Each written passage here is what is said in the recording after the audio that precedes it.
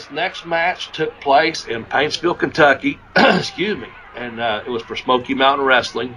We used to run Smoky Mountain Wrestling in Paintsville. It's a small town. It's about an hour from here. We used to run in a place called Paintsville, the high school there. They also had the Apple Day Festival there. We did that yearly. But they also have a big county school called Johnson Central. So I'm going to give them a shout-out because we only had to wrestle there like twice. Mostly we ran. I'll give Ken Cantrell a shout-out too, one of Cornette's buddies, a friend of mine as well. Hey, Ken. I see him and Lisa every once in a while at some shows, and they're really always very nice to me. And Ken takes photography and this and that. But for this show, and he helped run Paintsville because we always did it for the volunteer fire department up there. And this show we had to go to Johnson Central High School because something was already taking place at Paintsville High School. I don't know if the school had been flooded. Honestly, if it had been a snow day, things happen. A tournament could have been going on. I don't know. So this place is in Johnson Central High School because I'm going to have another one in a minute at Paintsville High School. This match, though, involved Bullet Bob Armstrong and Dick Murdoch. And you're thinking, where the hell can you come up a match with those two guys on it? Well, we ran a different school, which is only about 12 miles difference, I'd say. One city school and one's county. Paintsville used to sell out regular. If it didn't sell out, it was damn near close. This show probably, and this was a much, much bigger school, gymnasium. It had about 400 people. We didn't draw like we normally do. I want to say it was even a Sunday afternoon show. And it was when Murdoch was in the territory, Van Horn was in the territory, the Mummy. I mean, it was just, and we had our regular crew. And believe it or not, the main event was Dick Murdoch with Cornette managing him against Bullet Bob Armstrong. And I kid you not, on each end of the bleachers, and of course it's a big gym, only about 400 people there. Ringside's probably got a couple hundred people, and then the rest are just, throughout the bleachers. On the one side, every baby face was out watching, and on the other side, every heel was out watching. And I kid you not, those two guys put on a fucking wrestling clinic. And it was classic. Murdoch even done the flying head scissors on Bullet Bob. And Bullet Bob was about 55 or 56 years old at the time. And Murdoch was, I guess, probably 57 at the time, something like that. Big old beer gut out there, pale as can be. Bullet had the tan and always looked good. And I'm telling you what, I don't think Cornette had to interfere or do anything other than introduce Dick Murdoch. And I'm telling you, the people, they watched it. And I swear, I was with Ricky and Robert and Tracy, and maybe one other boy. White boy may have turned babyface by that time, I'm not sure. But on the other end, I looked down there, and there's all the fucking heels looking out the locker room, standing by the bleachers. And them two guys, and Murdoch at one time even yelled out, because the boys were popping. They was putting it on, I think, more for the boys and Cornette than they were for the fans. But even during the match, and it could have even been, I'll just say this, it could have even been during the flying head scissors. Murdoch yells out, "The billboard still says wrestling." And they went about 30 fucking minutes. And it was just, excuse me, I'm losing my voice. I'm going to get a drink of water somewhere. I know I moved one. So if you hear something crunch, I'm sorry. I wish it was a shot or a beer or soda or something, but it's water. But anyway. It's important to stay hydrated. I know. Those two, it was fucking, it's one of my favorite all-time matches. I mean, here it is at number 4. So what's that tell you? And they went about 30 minutes. Honestly, I couldn't even tell you who won. I imagine Bullet Bob went over. I imagine it was some kind of DQ with Cornette involved or something, or maybe Murdoch put him over clean. I don't even know. I just know they tore the fucking house down, and it was a great fucking match, man. So that's my number 4. So that's a good one. Any questions, tell me or ask me, and I'll answer. Not really. It's that good. Yeah, Bullet Bob, we're going to have to do a full episode about the Armstrong family at some point, just to kind of dig in for people who don't know a lot about them. First of all, I have a lot of love and respect for the entire Armstrong family.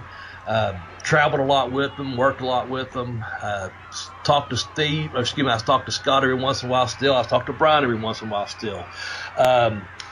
Haven't spoken to Bullet for a while, but I like Bullet Bob Armstrong. He comes in, of course, he worked a lot with the throughout the southern U.S., down in Alabama, Georgia. He worked in Florida. He was in the Hall of Fame in 2011, but some of the things that I know personally, that's just something I just glanced up and read off. A couple things I want to share with you is I know he was a former United States Marine, so I thank Bullet Bob for serving our country. Also, Brian, James, his youngest son, he also served as a Marine, and I appreciate that. But he was a fireman, and he started off as a fireman there around, I think, Cobb County, Marietta, Georgia. And he worked several years, maybe up to about 8 years before he was wrestling a lot and getting really, really popular. And I think he probably was a fireman for several years before he finally made that decision. You know what, I'm gonna make it in wrestling, because he started telling me how over he started getting when he was going out, to these to the areas down there in Georgia and Alabama and working. The other thing, two things that stood out that he told me about. If you're familiar with the Nautilus equipment, if you're familiar with Nautilus.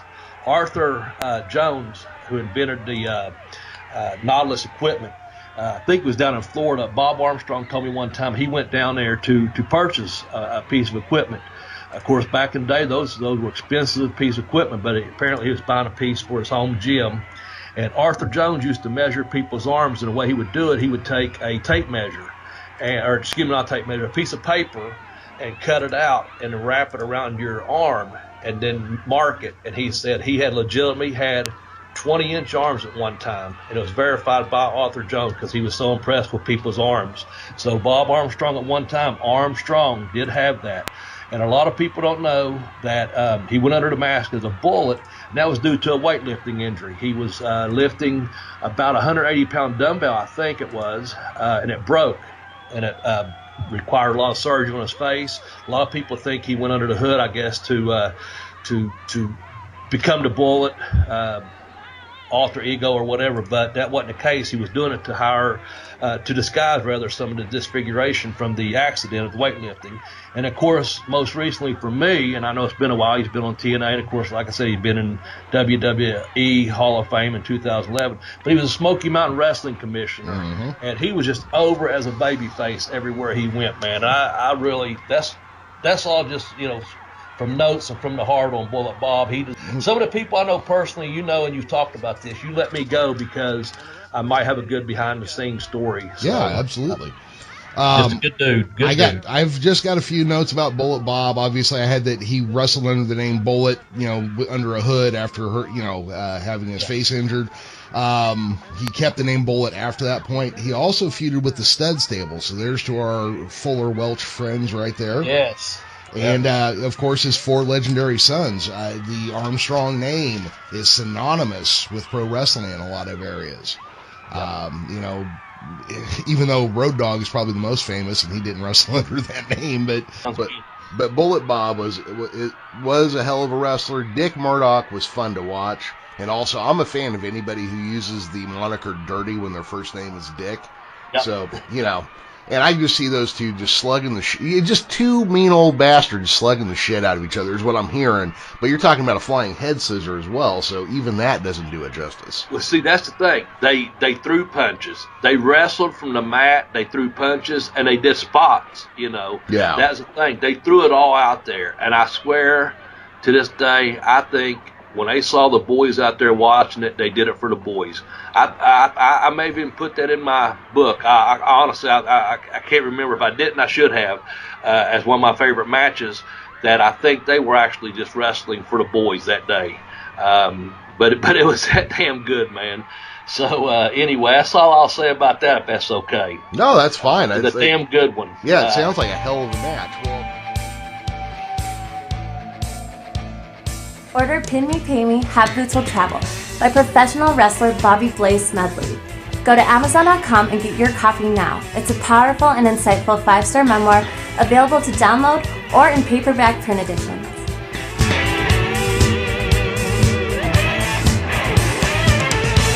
I got lost on the road somewhere. Was it Texas or was it Canada?